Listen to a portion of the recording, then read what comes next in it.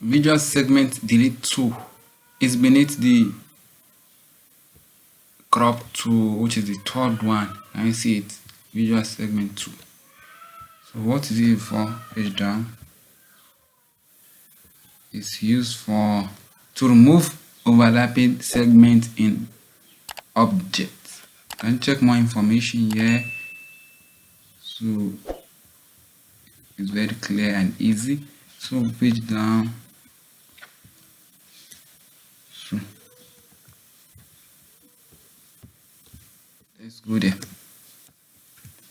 So this is what it can be used for. Let me zoom this down. So zoom this place down, click on the zoom tool. So this is what it can be used for. You click on the object first. You can decide to make group. You can group them. So anyhow, so you click on the object, the tool, visual segment tool, and click to cover the place you want to cut. Can you see it? Yes, I don't want to cut all this place, these 2 points. So if you cut this place now, this whole space will be free.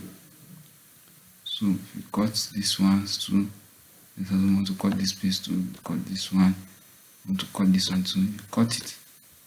Can you see it? You like to cut this one too. So can you see that you have formed something unique? This and this. So this is how it is. If you're a logo designer, you can dive into this. So this place, you can also work on this. Let's assume we want to cut these 2 places out. So you can just assume, click and drag. Can you see it? You want to cut this place out too. You click and drag along it. You can click and drag this one too. Can you see it? So that's how it works. And you decide to drag this one too.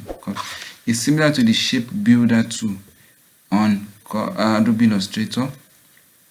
So I see it. Just that this one cannot be used to give feel, but it can be used to give what? To cut, which is one of the use of shape builder tool in Adobe Illustrator. So that is the use of this visual delete tool.